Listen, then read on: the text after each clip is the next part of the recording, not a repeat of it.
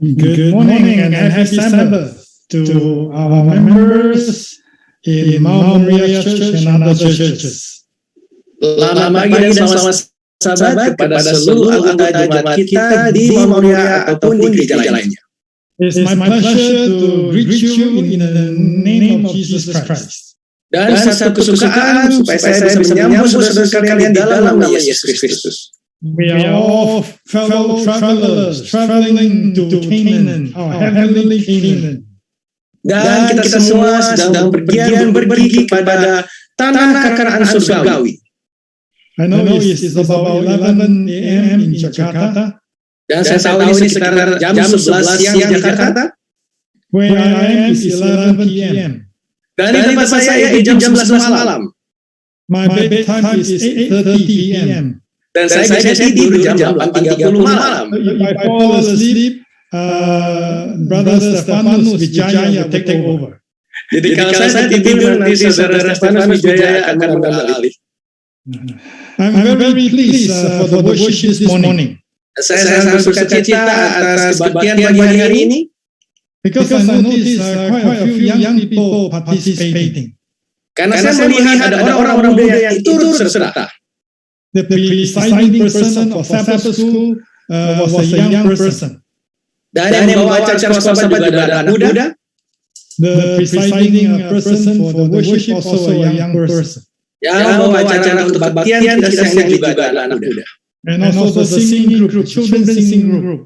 They did such a marvelous job. Dan juga yang membawakan lagu pujian, mereka melakukan tugas yang sangat baik. It is wonderful that they can speak such good English. Dan sangat indah mereka bisa berbicara dengan bahasa Inggris yang sangat baik. English has become the lingua franca of the world. Dan bahasa Inggris telah menjadi bahasa yang dipakai di seluruh dunia. If you know English, you can travel anywhere in the world. Kita bisa berbahasa Inggris, kita bisa berpergian kemanapun di seluruh dunia. The story is told of a millionaire throwing a birthday party for his friends. Jadi ada satu cerita, satu kali satu miliarder itu mau melempar orang hadiah kepada teman-temannya. So many of his friends came and celebrated his birthday. Jadi teman-teman itu banyak yang datang untuk bisa berpesta ulang tahunnya bersama-sama. And during the birthday party, he challenged his guests and to jump into his favorite crocodile pond. Jadi pada saat pesta itu dia pun menantang para tamunya untuk bisa melompat ke dalam kolam buaya. The person who is courageous enough to jump into the crocodile pond and swim from one end of the pond to the next will be rewarded with the marriage of my daughter. Jadi dikatakan siapa seorang yang bisa melompat dan berenang dari satu ujung kolam ke kolam yang lain, dia akan dihadiahkan untuk bisa menikahi anak perempuannya. Hardly had he finished speaking, suddenly the audience heard a splash in the pond. Dan sebelum dia berhenti untuk berbicara, tiba-tiba ada seorang yang melompat ke dalam kolam. And people look. Dan orang semua melihat. And there was a young man inside the crocodile pond. Dan ada seorang muda di dalam kolam itu. And the young man was swimming frantically. Dan anak muda itu berenang dengan susah payah. And the crocodile was trying to catch him. Dan buaya itu mencoba untuk menangkap dia. But he tried to fight them off.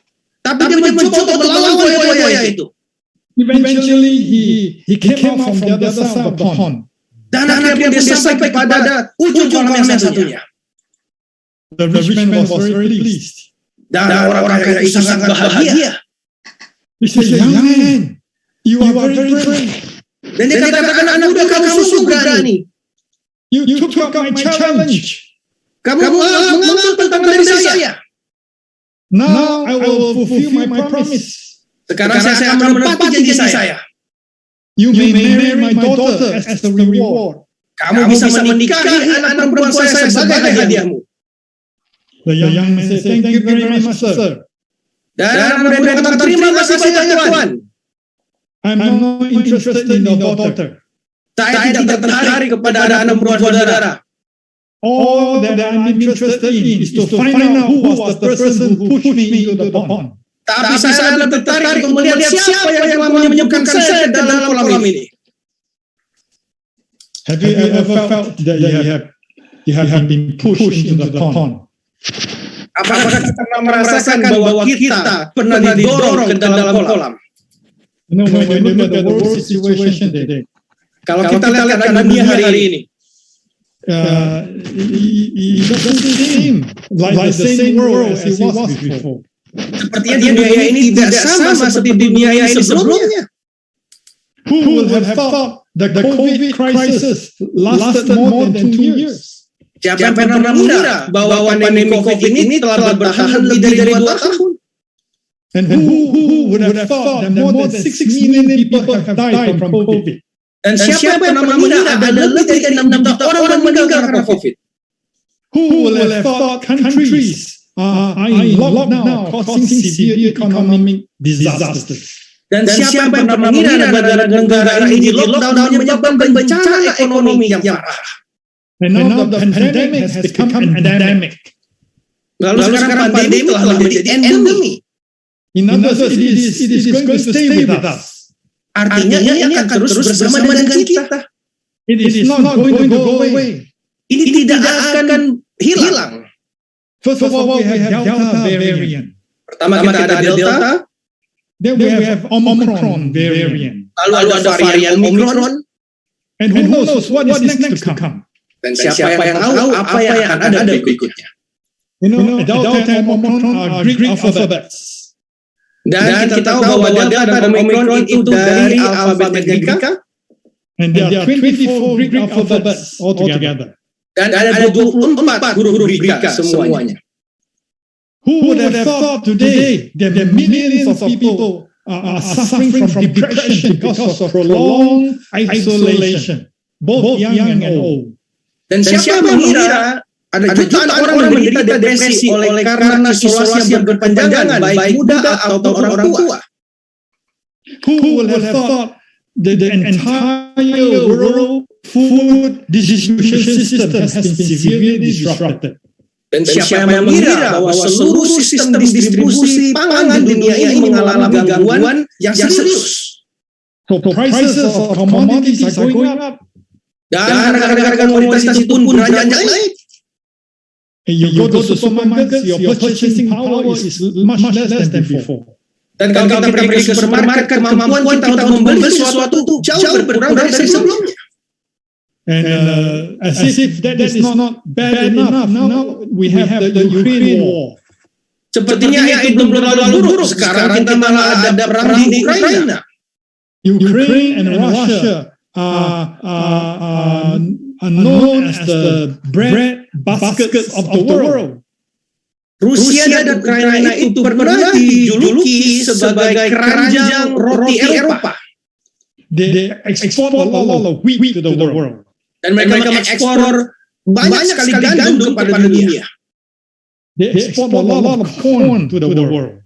Mereka mengekspor banyak sekali jagung ke seluruh dunia. And because of the war, we can know for sure that wheat and corn and other food prices will be going up. Dan karena ada perang ini, kita tahu harga jagung, harga gandum itu akan beranjak naik. And so the world seems to be out of order. Jadi dunia ini sepertinya sudah kacau balau. So many people asking the question, where is the world going? Dan banyak orang yang bertanya, mau kemana arah dunia ini? Where is God? Di mana Tuhan? Is there good news out of this bad news? One after another bad news?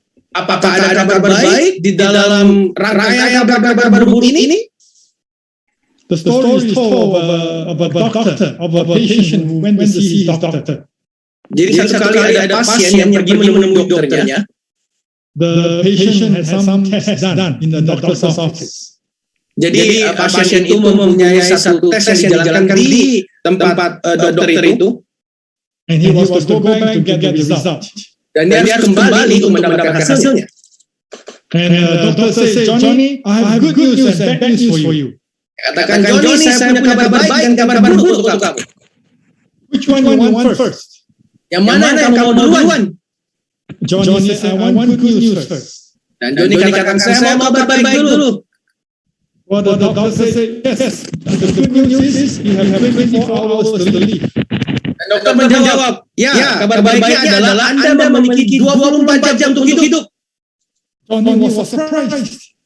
Dan dia pun kaget.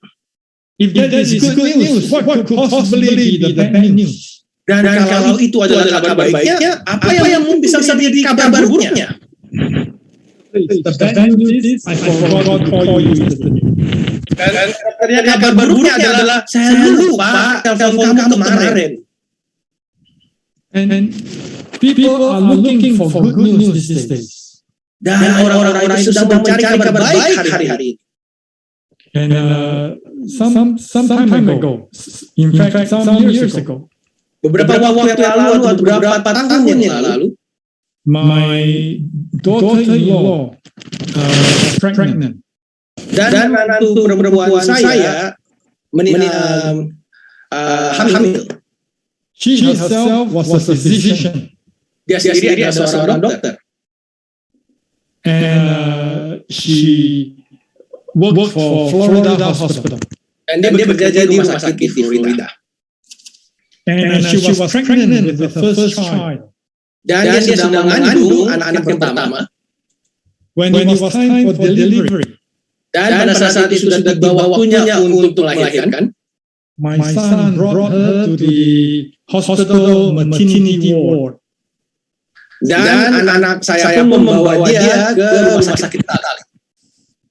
There she was admitted to a room. Dan dibawa ke satu ruangan. And it was Friday when she was admitted. Dan dia masuk itu hari Jumat. And pretty soon she was in labor pain. Dan tidak lama setelah itu dia merasakan sakit bersalin. And she was breathing heavily. Dan dia pun susah bernafas. She looked very tired. Dia kelihatannya sangat lelah. And the doctors were there. Dan ada dokter di sana. The nurses were there. Ada perawat di sana. Her husband, my son, was also there.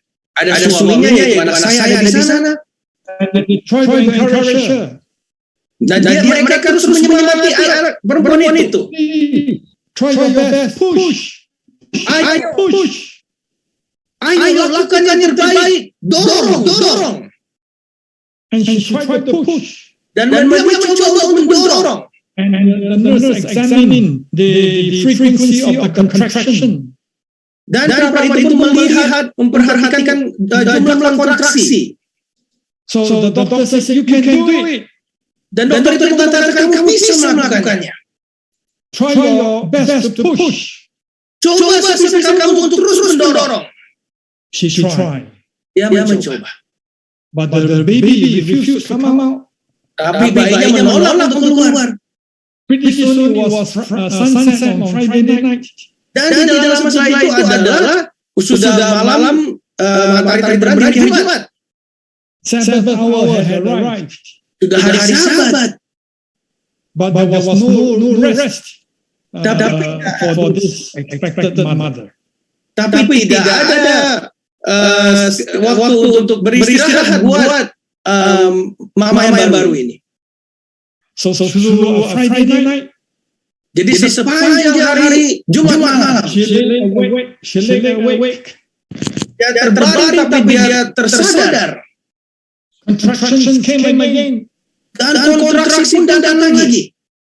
And my son said, push, honey, push. Dan anak saya mengatakan, sayang, dorong, sayang. She tried to push. Dia coba terus untuk mendorong. But finally she was exhausted. She couldn't push anymore. Tapi akhirnya dia kelelahan. Dia tidak bisa mendorong lagi. She slept a little bit Friday night. Dan dia pun beristirahat tidur sebentar hari Jumat malam itu. And when she woke up in the morning, dan waktu dia bangun di pagi hari, contraction started again. kontraksinya mulai lagi. And all day Sabbath, she was in that delivery room trying to deliver a baby that refused to come out. Dan sepanjang hari Sabat, dia ada di ruangan itu, di ruangan persalinan, mencoba untuk mendorong bayi itu, tapi bayi itu menolak untuk keluar. So the doctor looked at the situation. Dan dokter melihat situasi ini. He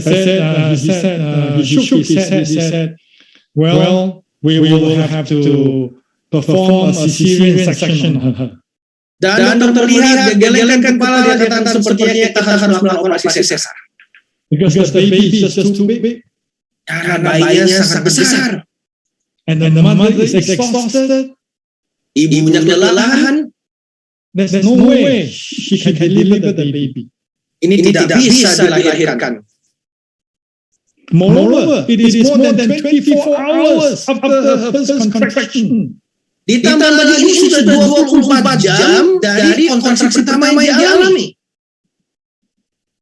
How long more she could continue pushing? Berapa lama lagi si ibu bisa mencoba untuk mendorong? So he asked the nurse to prepare for a surgical instrument to cut her open. Jadi dokternya menyuruh perawat untuk menyiapkan segala alat yang dibutuhkan untuk operasi. But the doctor said, wait, just one moment, wait. Tapi dokter mengatakan, tunggu, berikan waktu sedikit. We will try one more time, okay? One more time. Kita coba sekali lagi, satu kali lagi. We will use a vacuum to suck the baby out. Kita akan menggunakan vakum untuk menyedot bayinya keluar. So they have a special vacuum machine that put on the head of the baby. Jadi ada satu mesin vakum yang spesial akan ditaruh di kepala bayi itu. So we pray, Lord, please help the baby to be delivered safely. Kami berdoa, tolong bantu supaya bayinya itu bisa dilahirkan secara sehat dan aman. My wife and I were in Maryland at that time. Dan saya dan beserta istri waktu itu ada di Maryland. And they were in Florida. Mereka Very far away. Mereka ada di Florida, sangat jauh. So all night, all day, we pray for them.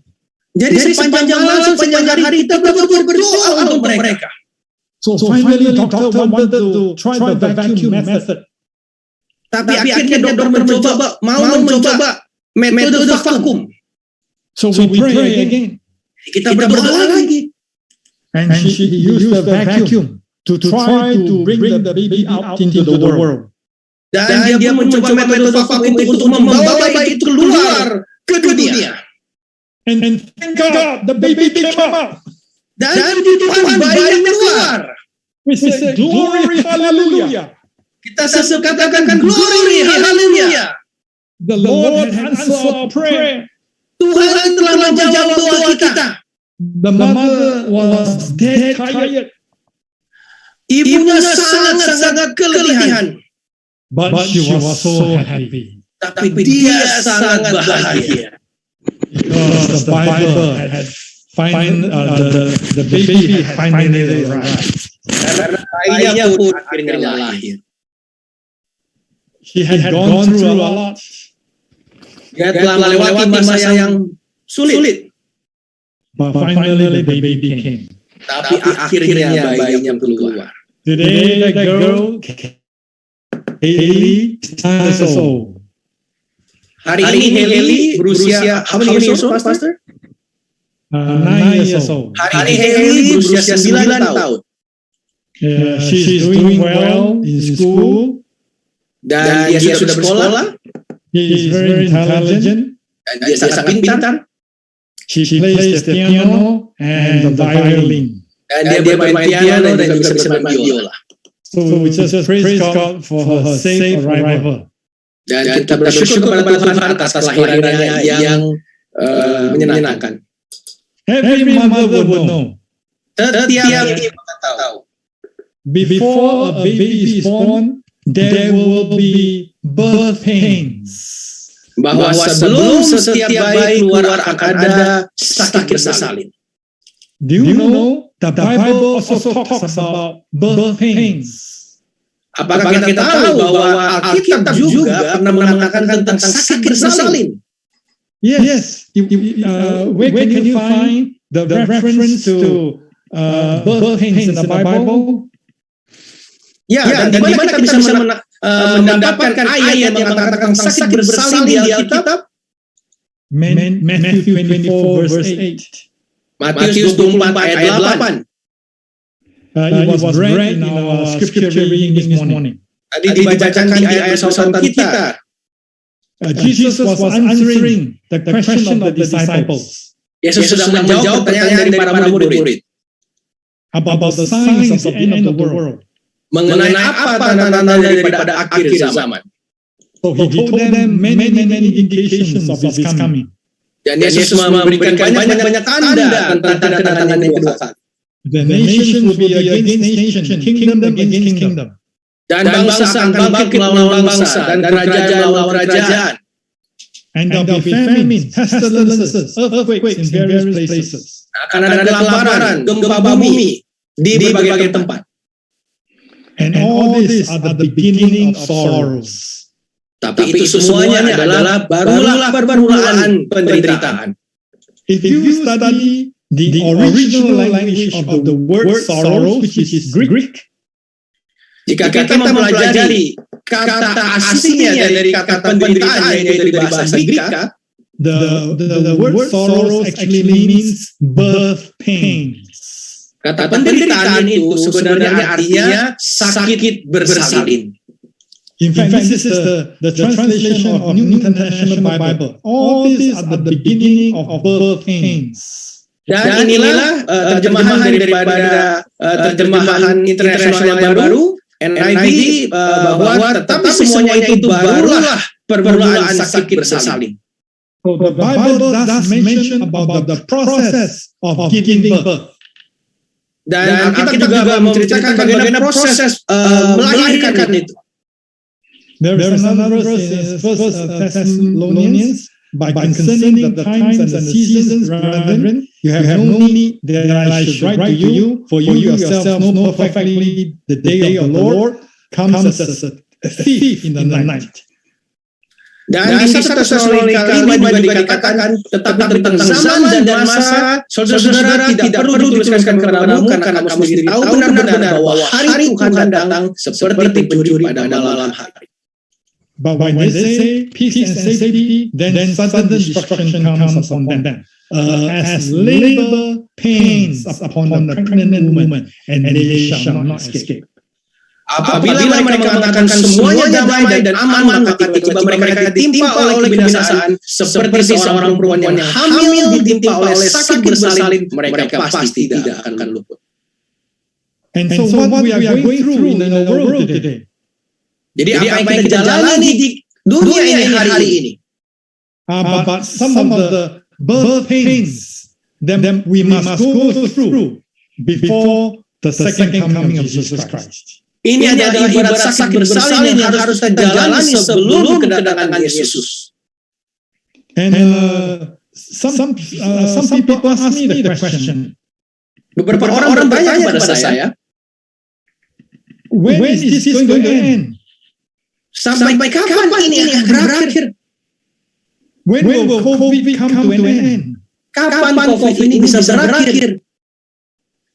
If you ask that question, jika saudara bertanya pertanyaan itu, you are asking the wrong question.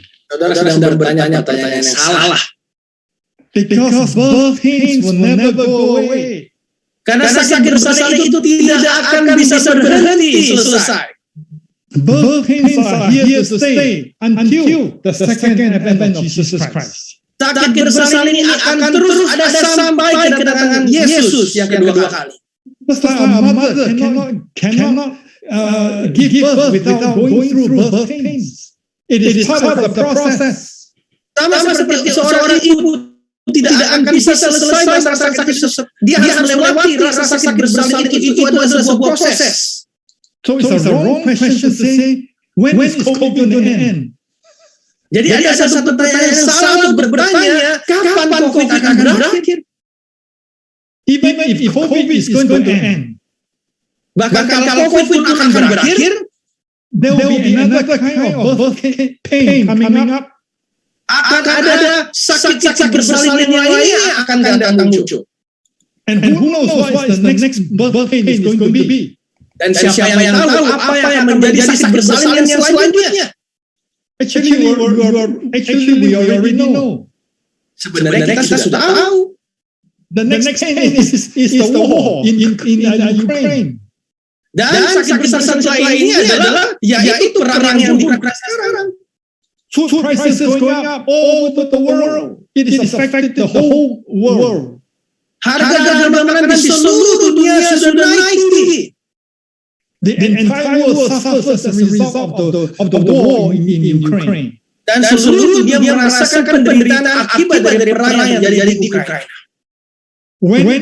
If you ask when is the war in Ukraine going to stop? Jika saudara bertanya kapan perang di Ukraina akan selesai dan berhenti, if you ask that question, that's asking the wrong question. Jika saudara bertanya akan hal itu, saudara juga bertanya pertanyaan yang salah. Because if the war is going to stop, the next birth pain is coming. Karena kalau perang ini akan berhenti, sakit bersalin yang selanjutnya akan bermunculan lagi. So there is no end until Jesus returns. Jadi tidak akan selesai sampai Yesus kembali. Just like a mother, the mother can ask herself, when is the birth pain going to end? Sama seperti seorang ibu, dia tidak bisa bertanya kepada dirinya sendiri, kapan sakit bersalin ini akan berhenti? The birth pains only end when the baby is delivered. Sakit bersalin itu akan hanya berhenti kalau bayinya sudah dilahirkan. It is a process that she must go through. Ini adalah proses yang dia harus jalani. And so, at the end of the pain is joy. Dan kita tahu bahwa di akhir daripada sakit itu ada kesukaan. The bad news is pain. Untuk ibu itu kabar buruknya adalah penderitaan itu. But in the middle of bad news is good news, which is the delivery of a new baby. Tapi di antara kabar buruk itu ada kabar baik, yaitu bayi itu akan dilahirkan. So she's willing to endure the pain because she knows joy is coming. Jadi ibu itu mau bertahan dalam kesakitan itu karena dia tahu ada kesukaan yang akan datang. Because by the grace of God, the baby is going to be born. Karena dengan kasih karunia Allah, bayi itu akan lahir. And right now we are going through birth pains. Dan saat ini kita sedang menjalani proses sakit bersalin itu. First is COVID. Dengan ada COVID. And now is the war. Sekarang ada perang. Who knows what is going to be next? Siapa yang tahu apa yang akan terjadi selanjutnya? But whatever the cause may be. Tapi apapun yang akan terjadi, the end is the second coming of Jesus Christ. Ujungnya itu adalah kedatangan Yesus yang kedua kali. Which is good news. Itu adalah kabar baik. So in the midst of bad news, there is good news. Jadi di tengah-tengah kabar buruk ada kabar baik. You look at Adam and Eve. Kita lihat Adam dan Hawa. They fell into sin. Mereka jatuh dalam dosa. They were disobedient. Mereka tidak menurut. But the moment they fell into sin, the good news was in the promise in Genesis chapter 3 verse 15. Tapi pada saat mereka jatuh dalam dosa ada kabar baik, yaitu Kejadian 3 ayat 15. God said, I will put enmity between you and the woman, and between your seed and her seed. He shall bruise your head, and you shall bruise his heel. Aku akan mengadakan permusuhan antara kau dan perempuan ini, antara keturunanmu dan keturunannya akan menemukan kepalamu dan engkau akan menemukan tumitnya. So the bad news was disobedience. Jadi kabar buruknya adalah ketidaktaatan. Pain and suffering and death. Dan kabar buruknya adalah kesakitan, penderitaan dan kematian. But the good news was a plan of salvation has been devised by God from the foundation of the world. Tapi kabar baiknya adalah rencana keselamatan sudah dibentuk oleh Allah sejak permulaan dia dijadikan. And we thank God that there is good news in bad news. Dan kita puji Tuhan setiap ada kabar baik di antara kabar buruk.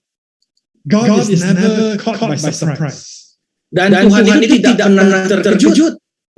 You know, my brothers and sisters, Saudara-saudara sekalian, whatever you are going through right now, apapun yang saudara alami hari ini, doesn't catch God by surprise. tidak mengejutkan Tuhan. He knows it all. Dia tahu semuanya. He has plans for you. Dia punya rencana untuk saudara sekalian. He has good news in bad news. Dia punya kabar baik di dalam setiap kabar buruk. Another example of good news in bad news is the example of Noah. Contoh kabar baik di dalam kabar buruk lagi adalah cerita tentang Nuh. And you remember Noah was asked by God to preach the destruction of the world.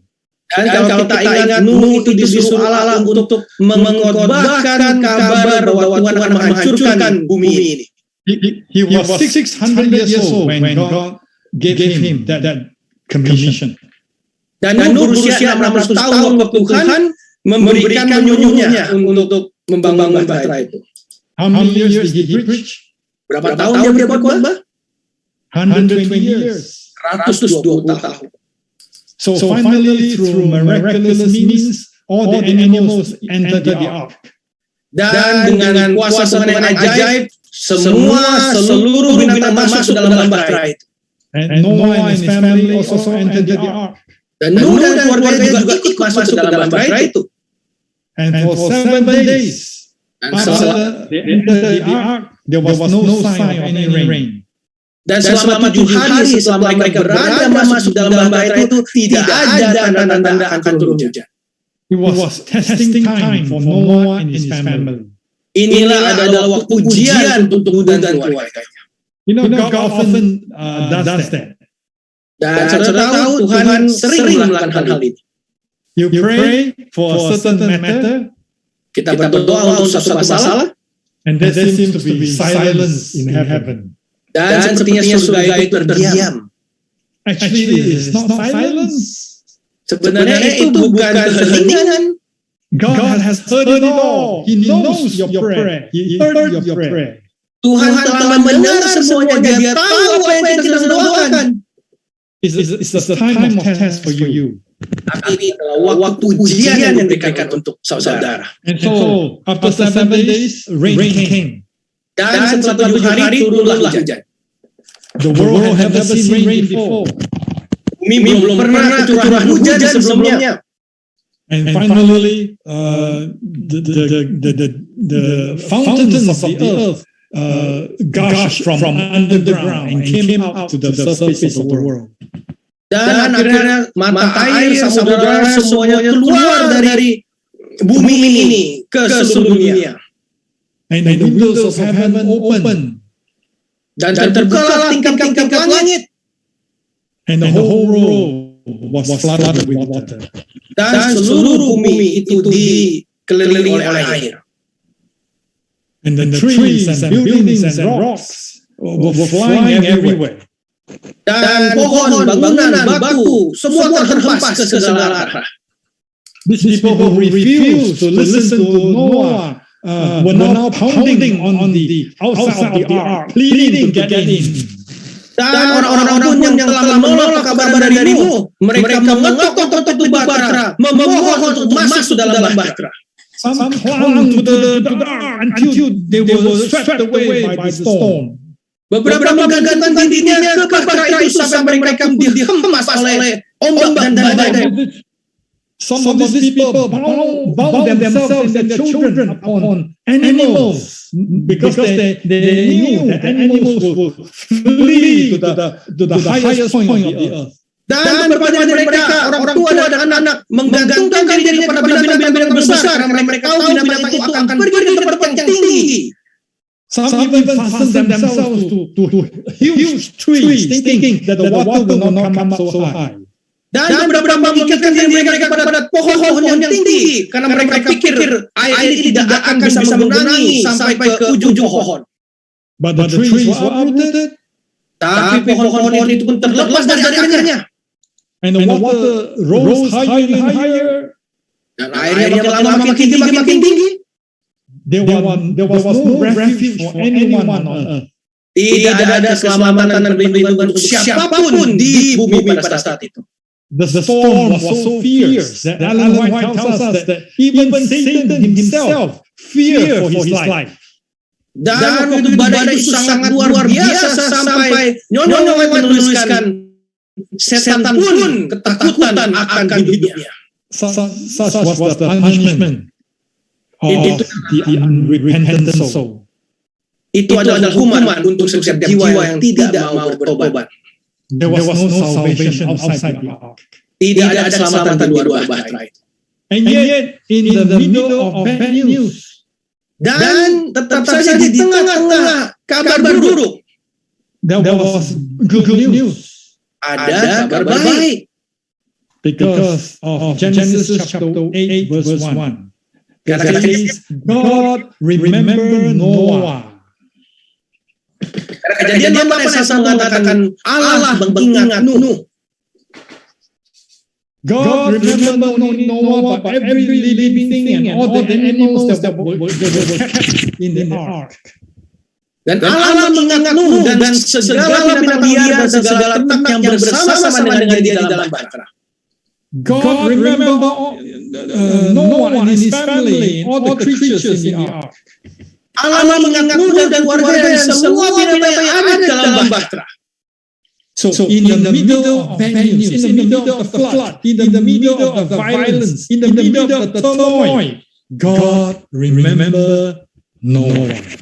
Jadi di dalam kabar buruk, di tengah-tengah ada air bah, di tengah-tengah segala kepedihan, Tuhan mengingat.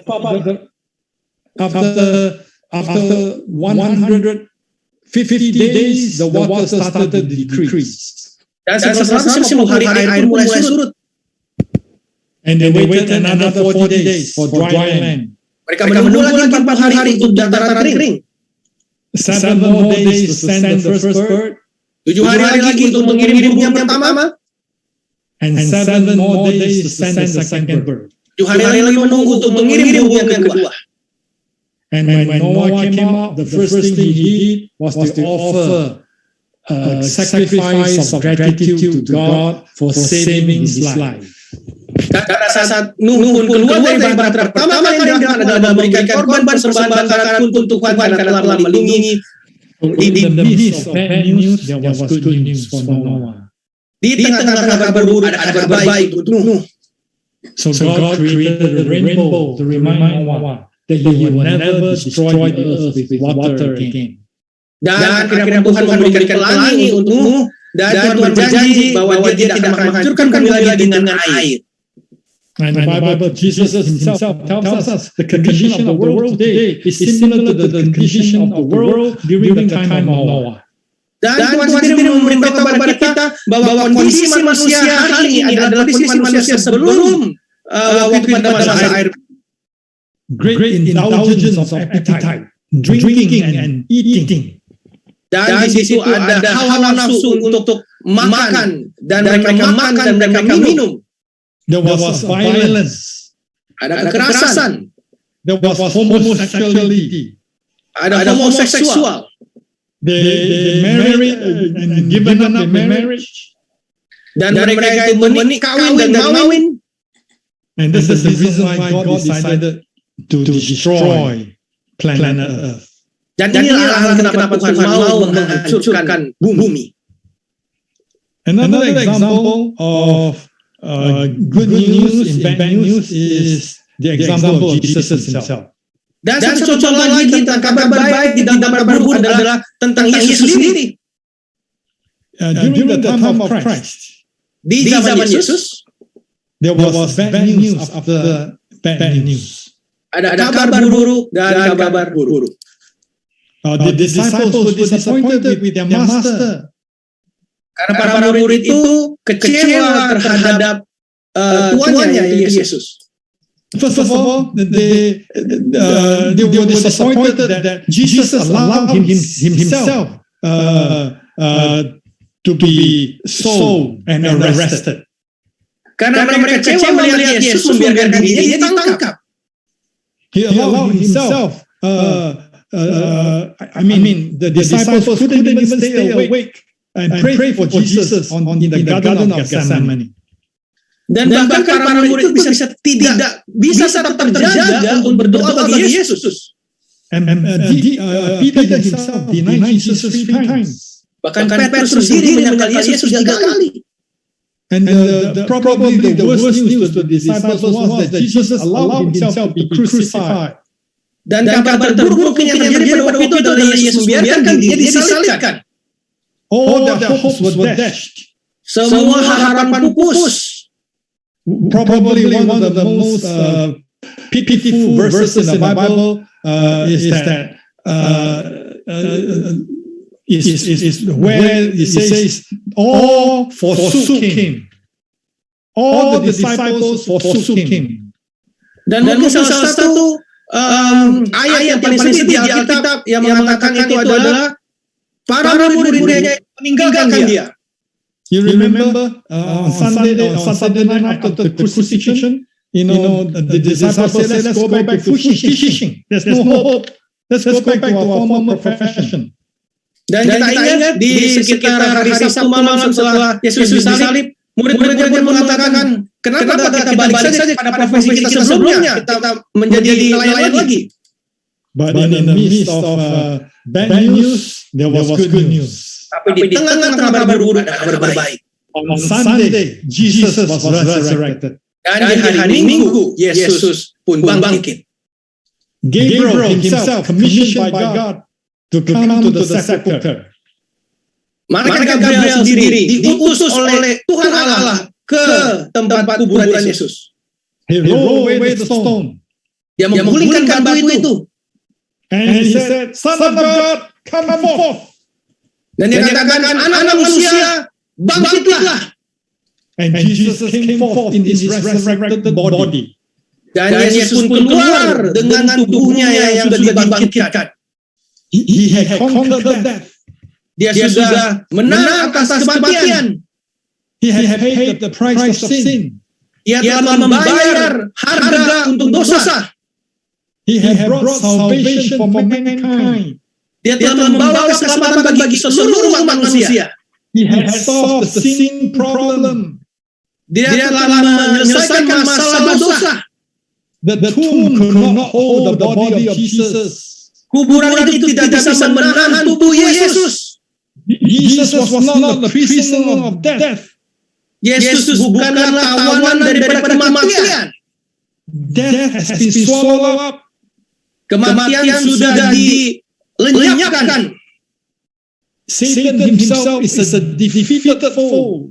Dan setan sendiri sudah dikalahkan. And there's more good news to come. Dan akan ada banyak kabar baik yang akan datang. Jesus is now in the heavenly sanctuary. Sekarang Yesus ada di bait suci yang di surga. And beginning 1844, at the end of the prophetic ministry of a 2300-day prophecy, he entered the second phase of his ministry. Dan pada tahun 1844, yaitu pada akhir periode nubuatan 2300 tahun lagi, dia memasuki fase kedua terakhir dari pelayanan penebusannya. He began the work of judgment. Dan dia mulai pekerjaan pengadilan. And as Seventh-day Adventist Christians, we do not need to be afraid of judgment. Dan sebagai umat Advent Gereja Siaran yang ke-7, kita tidak usah takut akan penghakiman. As long as we are cleansed by the blood of Jesus Christ. Selama kita sudah disucikan oleh darah Kristus. As long as we do not engage in willful sin. Selama kita tidak terus-menerus berada di dalam dosa kesayangan.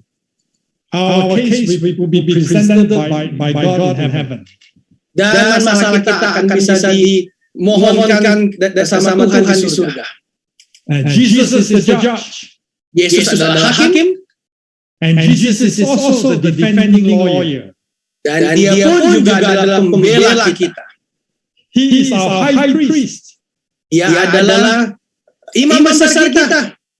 He himself paid the price as a sacrificial lamb. Yesus sendiri telah membayarkan harga itu sebagai korban persembahan. So the purpose of the judgment is to vindicate us. Dan gunanya dari penghakiman adalah untuk membenarkan kita. So that's good news in judgment. Jadi itu adalah kabar baik di dalam penghakiman. Judgment is to show the entire universe of God. Penghakiman ini adalah pembuktian kepada seluruh dunia bahwa kita adalah anak-anak Tuhan. That it is possible for sinner to be repentant. Dan bahwa itu adalah mungkin setiap pendosa untuk bertobat.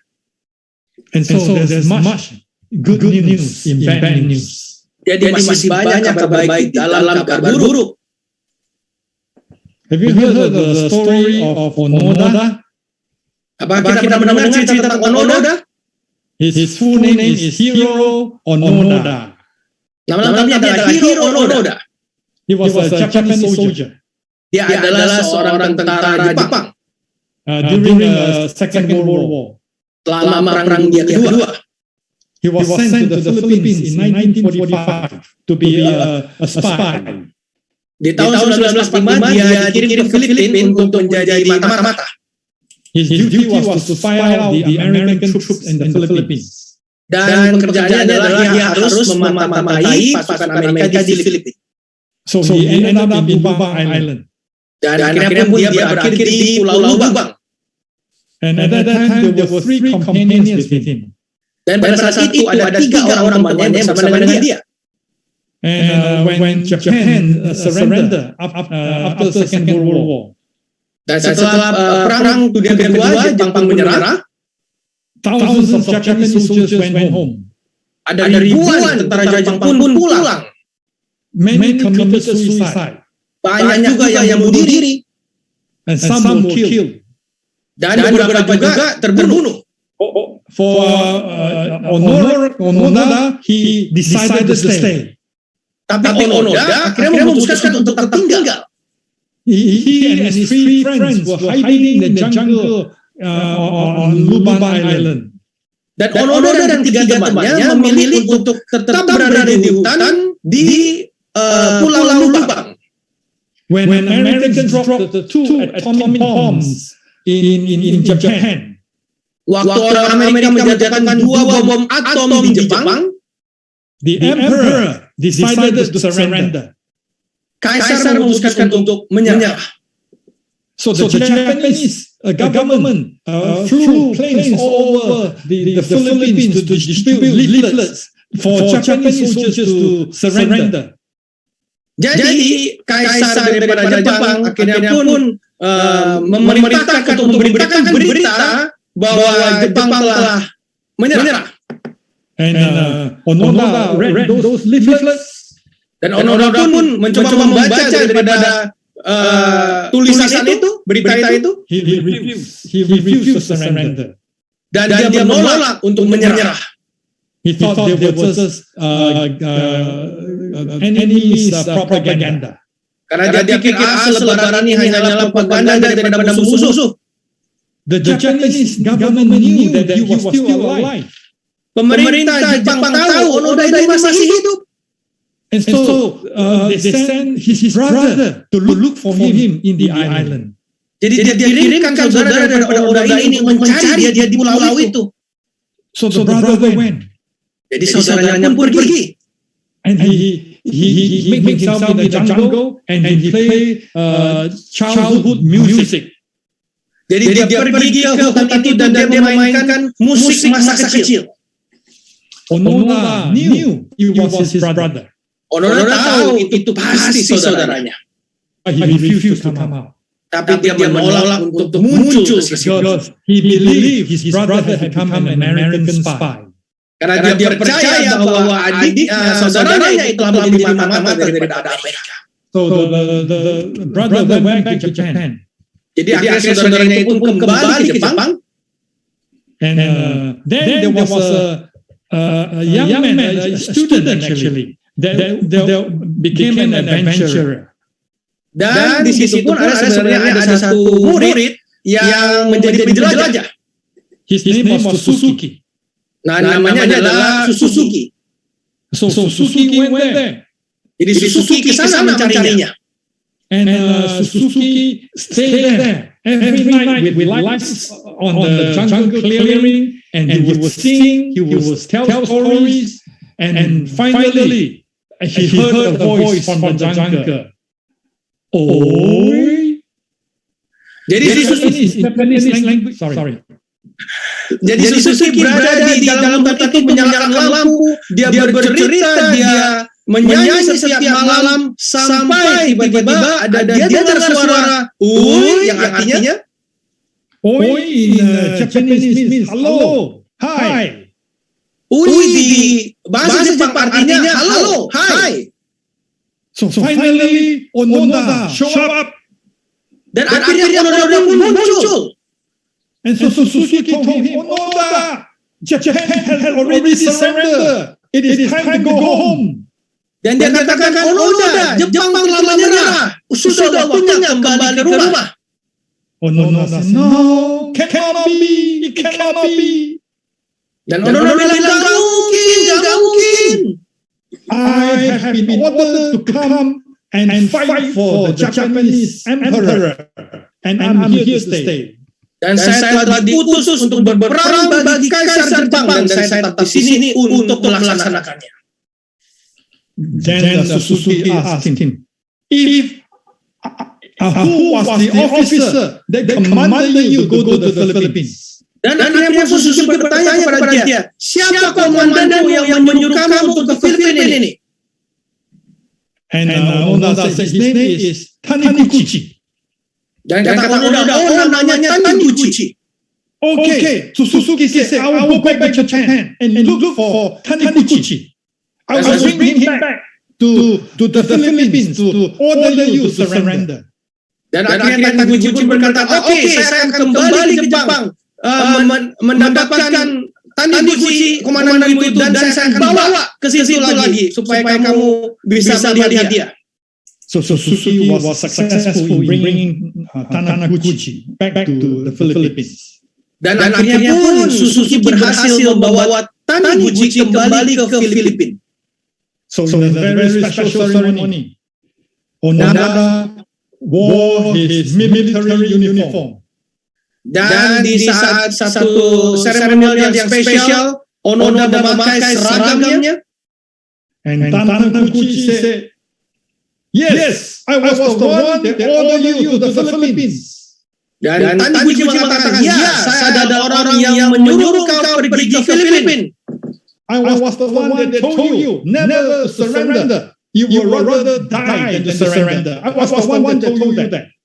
Saya adalah orang yang berkata kepada kau, lebih baik mati daripada harus menyerah. And now, as a commanding officer, dan sekarang sebagai komandan, I'm telling you to lay down your arms. Saya memerintahkan kau untuk menjatuhkan senjatamu. Onoda down his rifle. Onoda menurunkan senjatanya. He put down his sword. Dia menjatuhkan dia punya pedang. And he hugged his commanding officer. And he cried like a baby. Dan dia memeluk komandannya itu, dan dia menangis seperti bayi. The war was already over 30 years ago. Perang itu telah berhenti 30 tahun yang lalu. Onoda was late 30 years. Dan Onoda pun telah terlambat 30 tahun. He surrendered 30 years late. Dia menyerah tapi telat 30 tahun. You know, brothers and sisters, saudara-saudara sekalian, as far as we are concerned, selama had won the war 2,000 more than 2,000 years ago. Yesus telah menang lebih dari 2000 tahun yang lalu. The war was long over because Jesus has conquered the second death, which is our last enemy. Perang itu sudah berakhir lama karena Yesus telah menang atas peperangan itu. Dia telah menang atas kematian. Our sin has been cleansed by the blood of the Lamb. Dosa kita sudah dibersihkan oleh darah anak domba.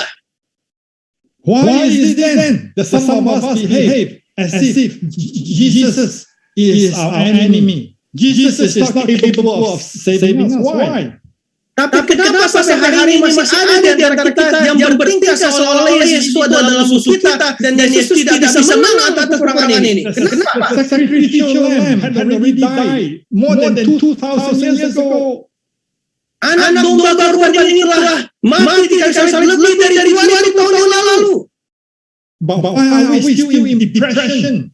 Why are we still so unhappy? Tapi kenapa kita masih dalam depresi? Kenapa kita masih tidak bahagia? The next question we need to ask ourselves, what is coming next? Pertanyaan, believe the war is over. Pertanyaan berikutnya yang harus kita tanyakan kepada diri kita adalah, kalau peperangan sudah selesai, apa yang harus kita lakukan? We don't know what is coming. Kita tidak tahu apa yang akan terjadi berikutnya. We can only tell from the Bible and the spirit of prophecy. Kita hanya bisa lihat dari Alkitab dan lihat dari bacaan tulisan roh nubuat. Lawlessness will continue. Dan pelanggaran hukum akan terus berlanjut. Evil will multiply. Akan kejahatan akan berlipat ganda. Spiritism will be rampant. Spiritisme akan merajalela.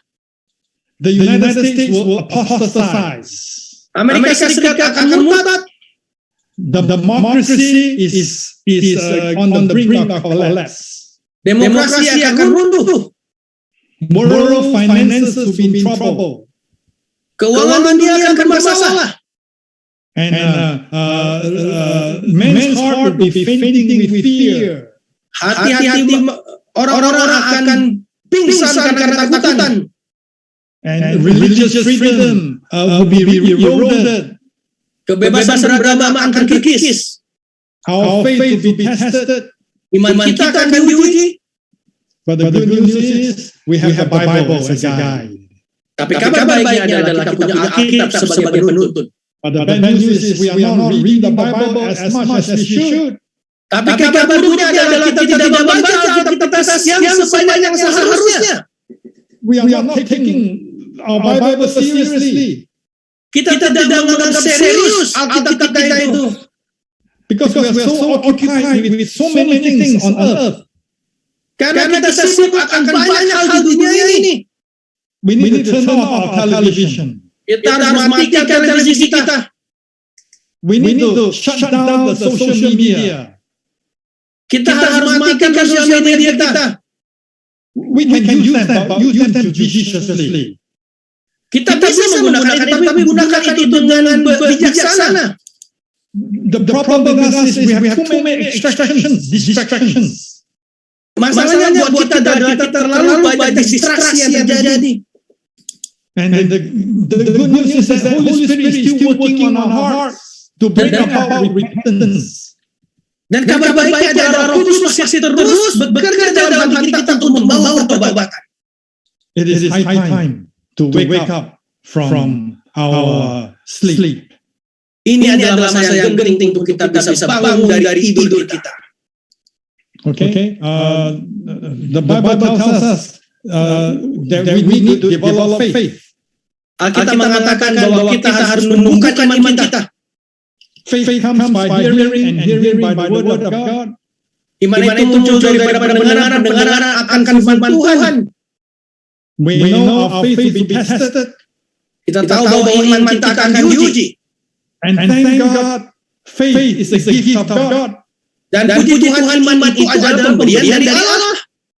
And faith comes by the reading of the word of God on a regular basis. Dan iman itu datang dari kita membaca Alkitab setiap hari. Faith also comes about as a result of exercising it on the regular basis. Dan iman itu juga akan ada di mana kita akan melatihnya terus-menerus. You know push-ups as an exercise? Tahu olahraga push-up? Some years ago, I tried to use push-up as my exercise. Beberapa tahun yang lalu saya mencoba untuk berolahraga dengan push up. I was very discouraged. Dan saya pun sangat kecewa. Because I could do only 4 push-ups. Saya hanya bisa melakukan 4 push up. 1, 2, 3, 4, and I'm collapsed on the ground. 1, 2, 3, 4 saya jatuh ke tanah. One of my friends said, "No, don't give up." Dan salah satu saya mengatakan, jangan menyerah. The muscles have the capacity to grow if you continue exercising it on a daily basis. Dan otot kita ini punya kemampuan untuk berkembang kalau kita melatihnya setiap hari. So I took his advice seriously. Jadi akhirnya saya pun mendengarkan nasihatnya dengan serius. So from 4 increase to 5 to 6 to 10. Dari 4 naik ke 5, ke 6, ke 10. And finally, you know what? I could do 120 push-ups. Dan saudara tahu saya akhirnya bisa melakukan 120 push-up. Not in one go, of course. Pastinya tidak sekaligus langsung. I do it as a set. 20 push-ups, 6 sets. Saya melakukan dengan set, jadi 20 push-up, 6 set. And so it is possible to develop your faith as we develop our muscles. Jadi sangat mungkin kita mengembangkan iman kita sama seperti kita mengembangkan otot kita. What an opportunity to exercise our faith and win our friends and neighbors to the foot of the cross. Jadi satu kesempatan luar biasa untuk kita bisa mengembangkan kita punya iman dan juga memberitahukannya kepada teman-teman kita. And it is time to study as we have never studied before. This is great books of sphere of prophecy. Dan ini juga adalah waktu yang sangat tepat untuk kita bisa mulai membaca buku dari tulisan nubuat. I think I've lost it. Sorry. Do you see this on the screen? What do you see on the screen? Nothing. Nothing. Okay. We need to study 2 vital books, and one is the last events, the other one is the great controversy. Jadi ada 2 buku yang harus kita pelajari secara sama, yaitu satu buku peristiwa zaman dan kedua buku kemenangan akhir. In the Indonesian version, do they have the audio version? Yes, William. So it's very convenient as you walk, as you exercise, you can listen to it. Jadi di bahasa Indonesia juga ada di aplikasi EGW Ranks ada bahasa Indonesia dan sangat enak kalau kita bisa berolahraga sambil mendengarkan versi audionya. So this is one way to develop your faith. Jadi ini adalah salah satu cara untuk bisa mengembangkan iman kita. And so my brothers and sisters, there is no time to be business as usual. Jadi saudara-saudara sekalian tidak ada waktu untuk menjalankan bisnis seperti biasanya. Because we are living in unusual time. Karena kita sedang tinggal di waktu yang tidak biasa. Those days of business as usual are gone. Waktu-waktu itu di mana bisnis berjalan seperti biasanya, waktu-waktu sudah hilang. Because of the urgency of time. Karena menganggap waktu yang mendesak. We should be into business as unusual. Kita harus melakukan bisnis yang tidak biasa. We should be in the business of mission unusual. Kita harus menjalankan bisnis dalam pelayanan yang tidak biasa. And the best time to win people is now, because people are afraid. People are looking for answers. Dan waktu yang tepat untuk kita membagikan kepada orang-orang adalah sekarang, karena orang-orang sedang takut, mereka mencari jawaban. You know the LNGY website? In a normal month, there are about 8 million visitors. Tahu website daripada Ellen White di bulan-bulan biasa ada 8 juta pengunjung setiap bulannya. But when the war in Ukraine started in February 2024, tapi pada saat perang di Ukraina mulai pada tanggal 24, there were 11 million people visited that site. ada orang mengunjungi 11 juta orang mengunjungi website tersebut dalam satu hari. People all over the world are looking for answers. Orang-orang di luar sana mencari jawaban. And it's a time to evangelize. Dan ini adalah waktu yang terbaik untuk membagikan Injil. We should have a lifestyle unusual because we need to change our lifestyle. We need to be transformed into God's likeness. Kita juga harus mengubah keseharian kita menjadi tidak biasa, berubah menjadi seperti yang Tuhan punya mau. We should have Bible study unusual. Kita juga harus menjalankan dalam Alkitab dengan cara yang tidak biasa. Study Bible as we have never studied before, especially the books of Daniel and Revelation. Mempelajari Alkitab dengan cara yang kita tidak pernah belajar sebelumnya, terutama buku Daniel dan buku Wahyu. We should pray as we have never prayed before. Kita harus berdoa dengan doa yang tidak pernah kita lakukan sebelumnya. Forget about 10-minute prayer. 10 minutes is not praying. Lupakan berdoa 10 menit. 10 menit itu bukan berdoa. We should spend on our knees at least 30 minutes every day, every morning, pleading with God, wrestling with God. Kita harus luangkan waktu kita wrestle with God Himself.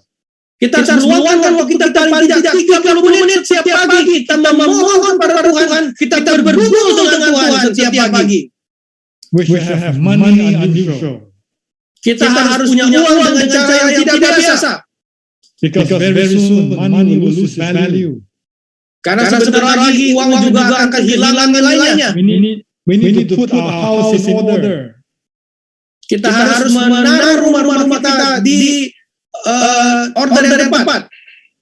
If we have not been faithful in our tithe and offering, we should start now. Kalau kita sedang tidak setia di dalam persembahan dan persuan kita, kita harus mulai hari ini. We should make right with God.